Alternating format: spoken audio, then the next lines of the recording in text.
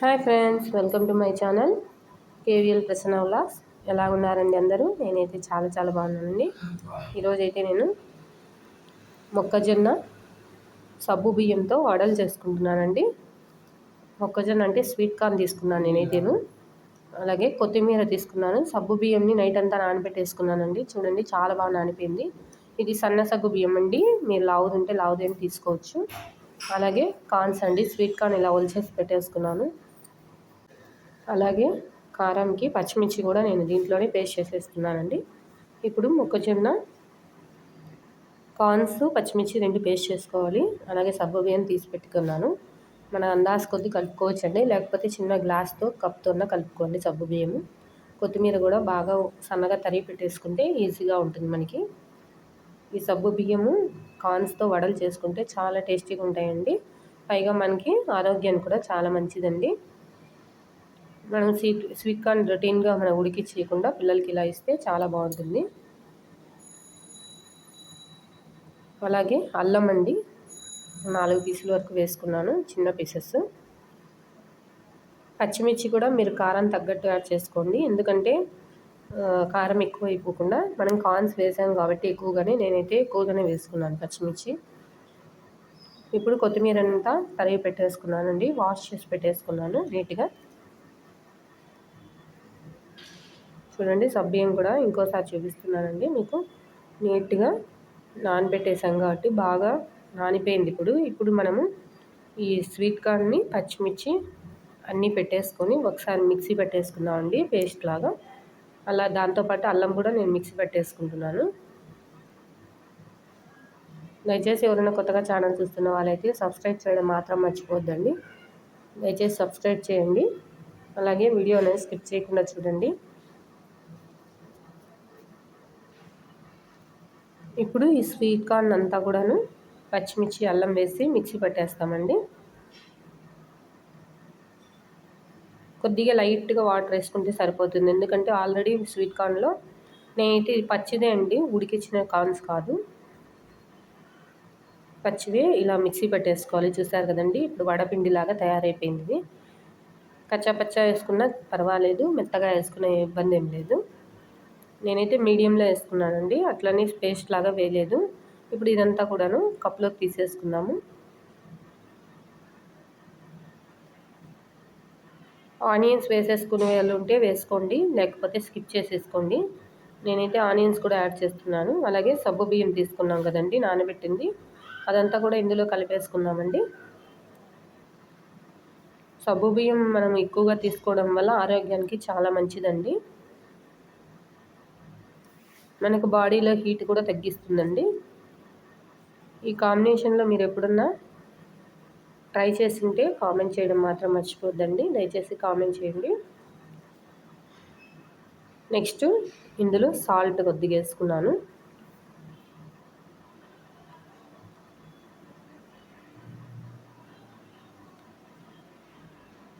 Salt తగ్గట్టు వేసుకోవాలండి.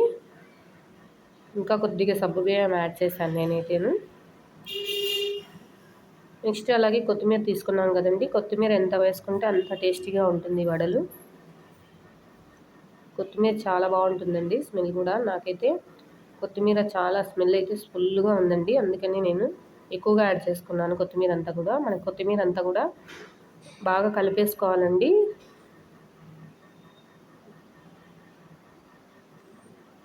ఇప్పుడు సబ్బు బియ్యము, కొత్తిమీర అవన్నీ యాడ్ చేసేసుకున్నాం కాబట్టి బాగా కలిపేసుకొని మనం వెంటనే వడలు వేసేసుకోవచ్చండి. దీనికి మనకు టైం అవసరం లేదండి. ఇప్పుడు దీనిలోనే నేనైతే ఒక 2 స్పూన్స్ వరకు బియ్యం పిండి కలిపేసుకుంటున్నాను,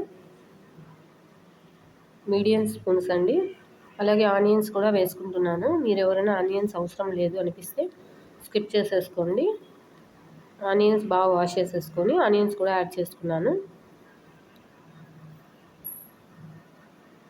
ఇప్పుడు బాగా మనం దీన్ని కలిపేసుకోవాలండి.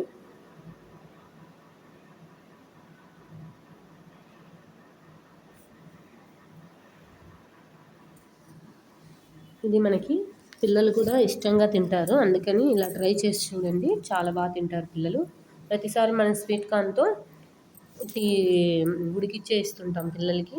అలా కాకుండా ఇలా కూడా వడలుగా చేస్తే అందరూ కూడా బాగా ఇష్టంగా తింటారండి. పైగా ఈవినింగ్ స్కూల్ నుంచి వచ్చేటప్పటికి పిల్లలకి స్నాక్స్గా చేసి పెట్టచ్చు. ప్రతిసారి మనం శనగపప్పుతో అలా వడలు చేసుకుంటూ ఉంటాము. ఇలా ట్రై చేస్తే బాగుంటుందని చెప్పి ఇలా ట్రై చేసి చూపిస్తామండి. చాలా బాగుంటుంది, మనకు పైగా ఆరోగ్యానికి కూడా చాలా మంచిదండి. ఇప్పుడు కడాయి పెట్టేసుకొని ఆయిల్ హీట్ అయ్యాక మనం వడలు వేసేసుకోవడమే అండి. చూడండి, ఆయిల్ అయితే హీట్ అయిపోతుందండి. ఆయిల్ హీట్ ఎక్కాక మనము వడల్లా తట్టేసుకొని వేసేసుకుందాం దీన్ని.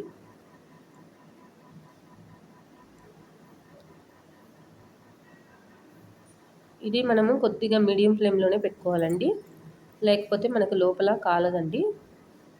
మీడియం ఫ్లేమ్లోనే పెట్టుకొని వడలంతా కాల్చేసుకోవాలి. మనము అటు ఇటు తిప్పుతూ కాల్చుకోవాలండి, మాడకుండా.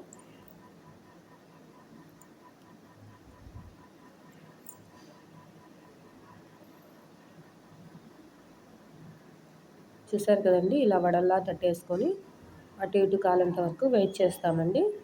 మనం వేసినవంటే తిప్పేస్తే అతుక్కుపోతుందండి, కాబట్టి అతుక్కోకుండా నీట్గా మనం తిప్పుకోవాలి. కలర్ అయితే చాలా బాగా కనపడుతుందండి మనకి. మనకు నూనెలో బాగా డీప్ ఫ్రై అయ్యాక కలర్ చేంజ్ అయితే చాలా బాగుంటుందండి. ఇప్పుడు దీన్ని అటుపక్క కూడా తిప్పేసుకుందాము.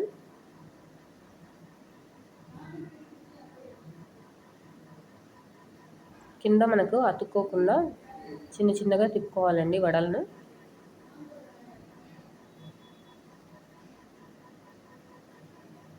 మీడియం ఫ్లేమ్లో పెట్టుకుంటే మనకి వడలు కూడా బాగా కాలుతాయండి లోపల పక్కన.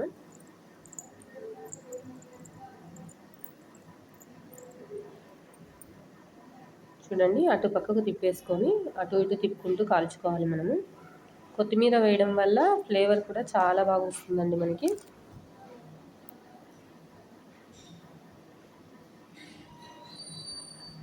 చూడండి, బాగా వడలైతే మనకి రెడీ అయిపోయాయండి. ఇప్పుడు దీన్ని మనము ప్లేట్లోకి సర్వింగ్ చేసేసుకుందాము.